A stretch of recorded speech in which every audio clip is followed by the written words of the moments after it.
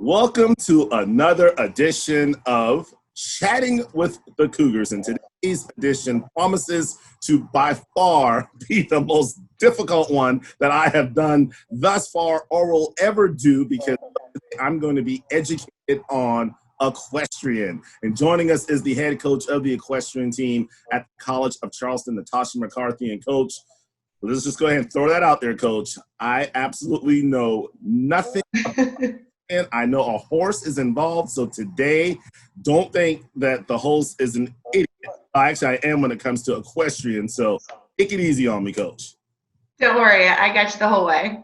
That sounds good. All right, Coach, let's talk, before we talk about equestrian and the team and the season, let's just talk about, obviously, the virus and how you've been handling the situation with your teammates, and what a typical, I guess, the last 8 or 9 weeks has looked like for you and the equestrian team. Well, for sure. I mean, we got the news, like everybody else did. And, immediately all of our student athletes were suspended from coming out and practicing or, furthering our postseason. So, also we run a full-time business here in Cougars. So we immediately closed actually for 3 weeks to the public, except for all the non-essential staff. And then basically, myself and our assistant coach, Shannon O'Brien, we just kept the horses kind of just what you call ticking over, conditioned, ridden, they're in shape as well. I mean, when you have horses involved, you also have to consider about their student athlete conditioning as well. So they couldn't really just fall off. So even though our student athletes weren't able to come and ride or compete, we kept the horses still in condition and riding. So I did a lot of riding myself for those few weeks while we were closed to the public. Unfortunately, we're still unable to have any of the student athletes come out and ride the horses until we're cleared to have any voluntary activity come our way. So right now it's kind of been quiet with the equestrian horses. Doesn't mean that they don't need conditioning themselves. So like I said, I'm doing a lot of riding myself and keeping them going. All right, Coach. So here's question number one about the student athlete for conditioning. What type of conditioning does an equestrian student athlete have to be in? What are they working on to be a solid equestrian member? Well, our sport requires a lot of balance. So I would say when the girls do work out, we work out twice a week down the TD arena. And it's a lot of core strengthening, balance exercises. And then when we're practicing and riding here at the farm, we do what's called no stirrup work. And that means we literally just take the stirrups off the saddle and you're riding based on your own balance. So leg strength, core, and, just kind of basically, much like surfing, like you've got to really hold your balance and be super strong to have the ability to stay in a forward motion. So that's a lot of what our training looks like. Okay, now you also mentioned that you have to keep the horses in equestrian shape. What does that entail, and is that different? I just feel bad, Coach, asking you these questions. So is that different? A normal horse or one that races? Like, what's the difference between the types of horses? Sure. So we compete in hunter jumpers and equitation. So which means these horses primarily jump and they flat. So you'll see classes that we compete in over a course of jumps. And so the horses need to be kept jumping so they're good at their skill level. And then some classes are called flat classes. And that's when you're judged on walk, trot, and canter. So typically when I'm out there conditioning the horses, we do a lot of walking, a lot of trotting, just to get their muscles stretched out. Cantering, counter cantering, transitions from trot to canter, canter to trot to walk. Just so we're constantly working on the communication between the rider and the horse. And also so they get the physical activity that they need and deserve. Like any athlete, you just don't stop going to the gym.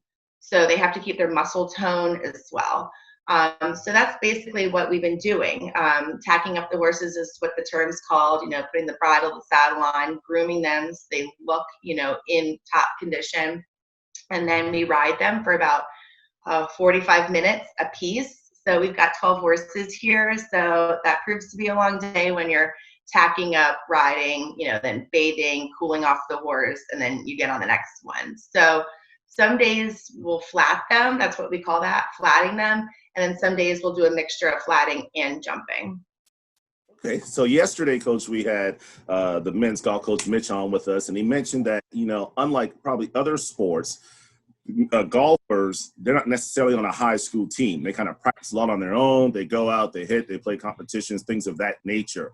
To be a solid equestrian rider, do most of these girls have their own horses? Do they belong to a horse club, so to speak? Or how do they kind of get to that point to where they can be a scholarship athlete at the college?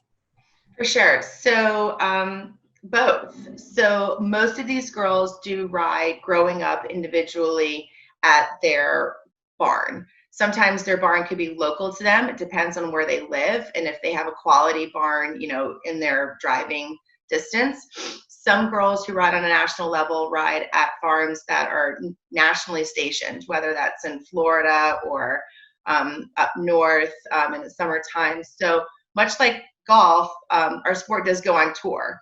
So we travel up and down the East Coast. So these girls really start from a really young age, whether it's on, lesson horses, and then all of a sudden, okay, this is my sport. So then here comes, all right, well, what do I need to do to get better? Well, I need to ride like every day. I need to ride multiple horses every day. It's like going out in the putting green for, 12 hours a day just to master the putting green. So we have all specialized horses for different types of levels of riders. And so you kind of progress through the ranks and you just build the hours and you ride the miles. So, these girls either have their own horses, maybe multiple horses of their own, or they're so good that they catch ride, which means they can ride other horses that are belonged by other people for exposure and for miles. It takes a very confident rider to be called a catch rider. But when I look at recruiting, I look at all of this. How many miles have they had in the saddle? How many national competitions have they been? To me, that says to me, okay, well, can they produce under pressure? And, are they confident in themselves and in the tack? Now, our team is not just comprised of all just top national champions. Our team has many levels with our format. So when these girls grow up, they're riding, individually for themselves. When they get to an equestrian program at any college level, now their points are being compiled in a kind of a team accumulation. So many levels now make the prize. So in our format, we look at beginner riding level, we look at intermediate riding level, and then we look at nationally ranked riders to kind of be our anchor riders. So our format is actually quite interesting. But yeah, I would say lots of miles in the tack to be now recruited to the College of Charleston. All right, now, Coach, you just mentioned you ladies, you travel up and down the East Coast. Last season, a successful season for the equestrian team. I believe you won one of your horse matches and horse shows, I should say, as well as runner-up and many others. Talk a little bit about the past season and what you ladies were able to accomplish. Well, so this year was really like my first full year that I would say I came out of the gate swinging. The first year I acquired the team, we were still learning each other, learning the format, learning the venues where we were competing. This year I had a lot more knowledge of who our players were, and where we were competing, what horses we were competing on. So, we came out fighting. It was really exciting this year, actually. Just to see, again, all of our relationships come together. And so what's interesting about how we compete is that when we go to another horse show or another college that is hosting us, they're hosting us, which means we have no idea what their horses are, what they're capable of. So we go down to, let's just say Georgia Southern, for example. We have a meeting and we have a draw, and we literally pick out of a hat who we're going to ride that day. And the whole question mark is, can you get on and can you immediately communicate the ride and the plan to a completely foreign horse? So sometimes we bring a few of our college horses to add, to the whole horse show roster, and sometimes we don't. So it could be a blind draw. You get on, you put your foot in the stirrup, there's no practice, there's no warm up, and now you got to go jump 8 jumps. So that in itself is exciting. But then you go ahead and you put your players in that you really started to learn their strengths, their qualities, the encouragement that they need. And so I guess that we really went for it this year. It was exciting. Sad that it kind of finished a little early, but postseason started off very strong for us. So that was really cool. So that being said, Coach, because you're having to ride whoever's hosting, does that mean you probably should really be a good catch rider? I think it was the term you used, because you can adjust to anything. Absolutely. So when I'm recruiting and I've got videos coming my way, really I want to see girls on all different types of horses, not just their one horse, because, eventually you have your relationship with your one horse. Okay. And that's great. But now the question is how versatile can you be? How quickly can you get on and make a solid plan, score a 90, be, as we say, flawless, quick under pressure, confident, and get the job done and earn the point. So, and sometimes, like I said, you have no idea who you're riding at all. The freshmen have a hard time assimilating quickly because they don't know the horses, whereas maybe the sophomores, the juniors, and the seniors, they start to understand what horses are where and how they go, and they keep notes. And so then rely on the upperclassmen to help the incoming freshmen, like, okay, this horse is hot, which means, fresh, fast. Or this horse requires a lot of leg, which means slow, so kind of ignores your cues. So all of those tips, when you put it in a team atmosphere, is really cool, because again, it's an individual sport, in the beginning stages. And now you're relying on your teammates kind of getting you through, because we don't get anywhere without everybody coming together and helping each other out. Now, Natasha, not that I would ever want to be a horse show judge, but now the next crazy question would be, so you're at these horse shows, all these teams are together, everyone's riding. What determines who wins, is the most points? Kind of walk us through a horse show and what we should expect to see when you go to one. Because I know you actually hosted one last year, and I'm sure you're going to host some here in the future. So kind of let us know what goes on during these horse shows. For sure. So ahead of time, we do all of our entries. So about 2 weeks prior to a horse show, I pick my travel roster.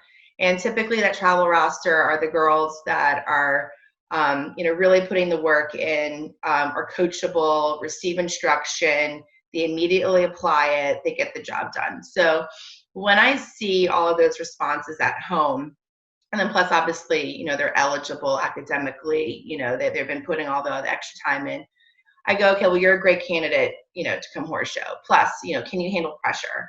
So I really pick all the pressure players.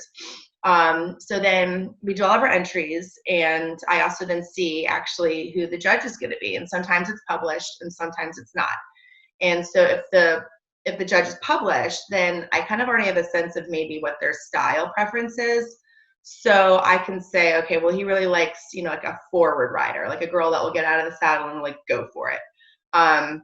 Or that judge really is okay with a conservative ride. He understands the way those horses go.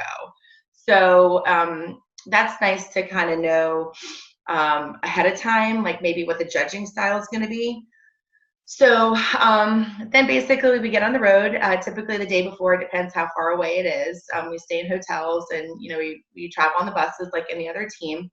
Most of our horse shows are regionally based, so we don't really get on an airplane as many times as some of the other teams do, but we do a lot of driving time.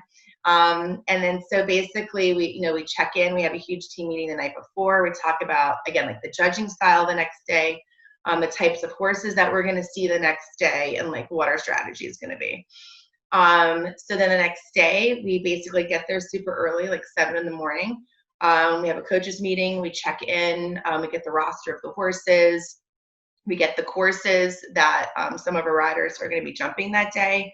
We get to walk the courses, which means we get to see where the jumps are positioned, how many cantering strides are between each jump, how you're going to put a plan together and then put style, because really it's how efficient, like, style wise, how you can communicate the horse so it looks, flowing and confident. It's not speed, it's style. So in some ways it's also a little like figure skating, how precise you can be at a certain time to meet the jumps evenly.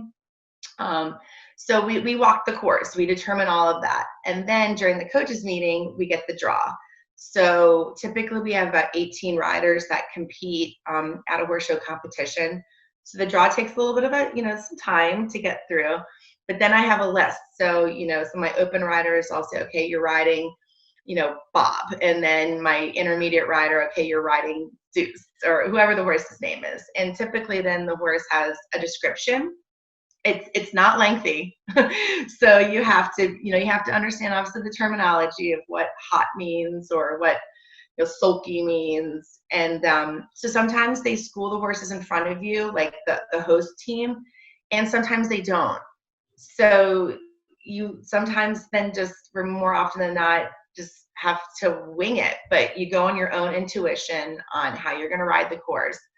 So they start with the divisions per like riding level, and we go from top to bottom. Sometimes the horse shows start with jumping, and sometimes the horse shows start with flat classes. And so it's all based on, again, equitation. So really your style, your performance, your confidence level, or your confidence level, and how you can navigate a course on a foreign animal, and hence animal. Not a golf club, not a rubber ball, a horse that has his own opinion about things. So maybe he's had a long day, maybe he didn't get to finish his breakfast. I mean, who knows? So you got to figure all that out real quick, and a course lasts maybe 2 minutes, maybe. Yeah. So you got to get in and get it done. So Gotcha. yeah, and then basically they award your performance. So we all know, if you've like laid down like an awesome trip, we're clapping, we're like, yeah, like get it done, and hopefully we win. I memean, if you know the sport well enough, you kind of understand, like, okay, well, that might have been a 65, so my girl was an 80. We're gonna win. But I also choose riders that are riding for the college and some that are riding for themselves, so you can do both. So then the tricky part when it comes to me is that I really have to pick my super strong riders, thinking ahead of time, okay, well, if they win the point, their point is going to go towards our overall team score, because they can earn points for themselves and they can earn points for the team. So sometimes it literally is luck of the draw. They could have the trip of their life. But someone else could come in and have the trip of their life also, and maybe they were the point rider and I didn't make my rider the point rider. So there's a lot of variables.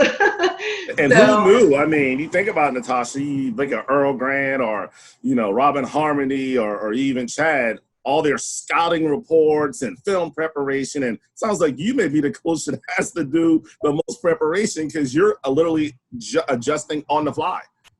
Absolutely. Like I said, I wish I had statistics to navigate me through this, but most of it is my gut, my intuition.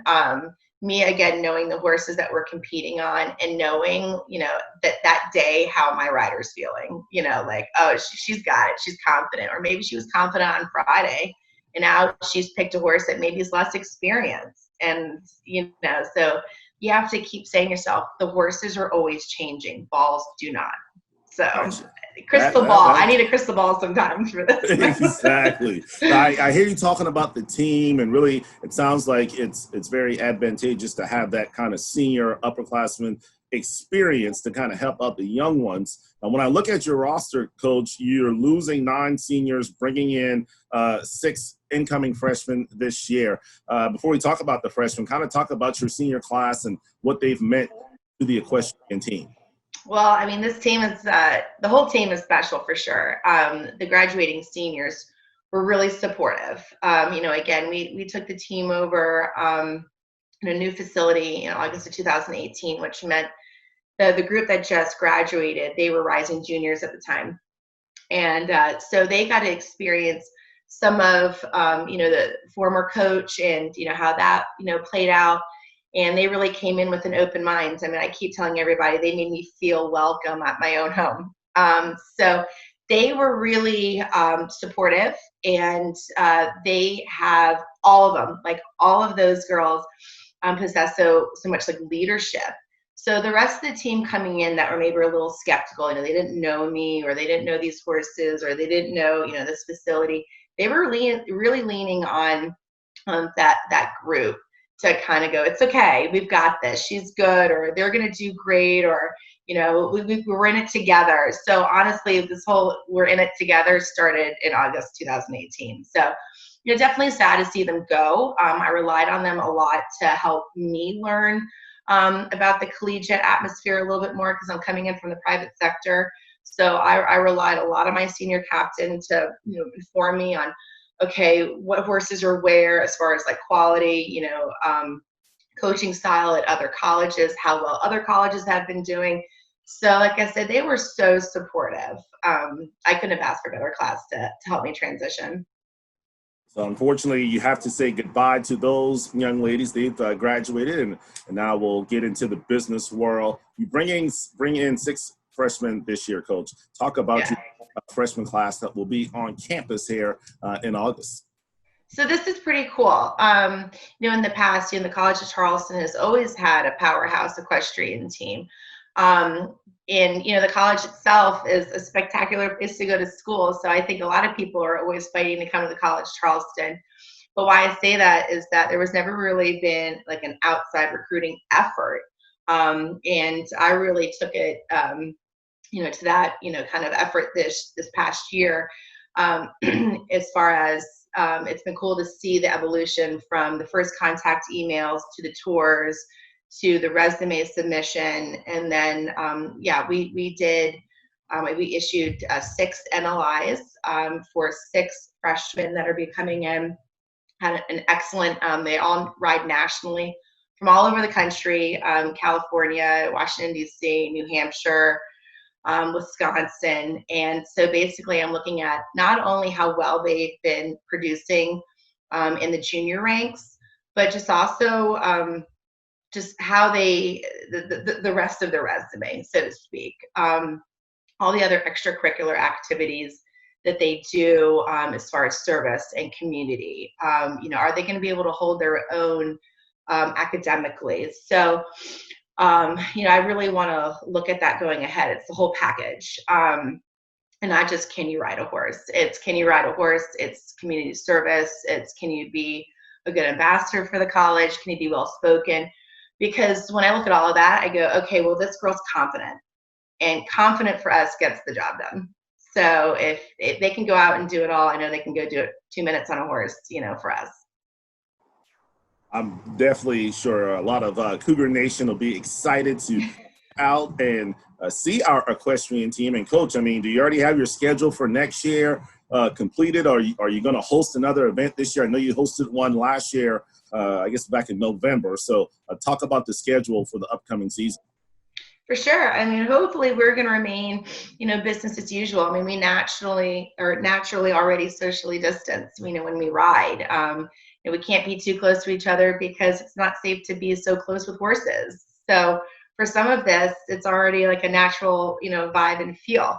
We already have our schedule events already in place. Like I said, we already compete regionally in the beginning, so there aren't going to be any, flights involved yet. But yeah, we should be starting off again at Georgia Southern at the end of September. We show at USC, Georgia Southern, and then last year we hosted one event at the end of November, and this year I'm hosting a 2-day event over the same weekend. So I think it was a success. We had a lot of amazing feedback from other colleges that came to visit. This is the first year that we had an event at White Horses. I think also the community was wondering what we were all about, at the new facility. I mean, the past horse show, I think we must have had over 400 cars that we parked for our event. So it was wall to wall packed, and it was great. So the reception was amazing, and everyone was like, hey, can you do a 2-day? Why not? So this year we're going to do a 2-day horse show in November. And in addition to that, I think we're going to also maybe do an alumni event for some of the seniors that didn't really have a chance to say goodbye. We're also going to do a silent auction kind of fundraising event, just also to create more community awareness for people to come out to White Horses, see the farm, see all the new horses that are on the roster, meet the team, and just get acquainted with our sport.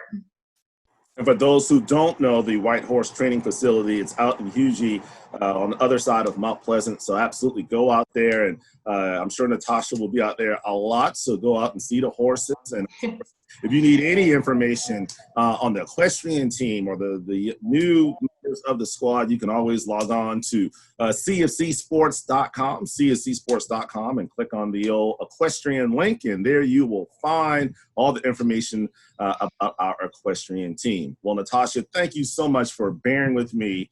Hopefully, once this interview is over, you will not call all your friends and say, the longest, dumbest 30-minute interview about equestrian, but I feel a little more confident now. And so, when I show up to the event in November, I can walk around and say, yeah, that girl, she's a catch rider. Like, she just totally kind of act like, I know what I'm talking about. But thank you so much for us on the show. No, thank you so much. And hopefully I kind of painted a little bit of a picture for you. You can understand us a little bit better. Yeah, I definitely at least now have a little knowledge of it. So this was great, Coach. Thank you so much. And thank you, Cougar Nation, for watching another edition of Chatting with the Cougars. Thank you, Everett.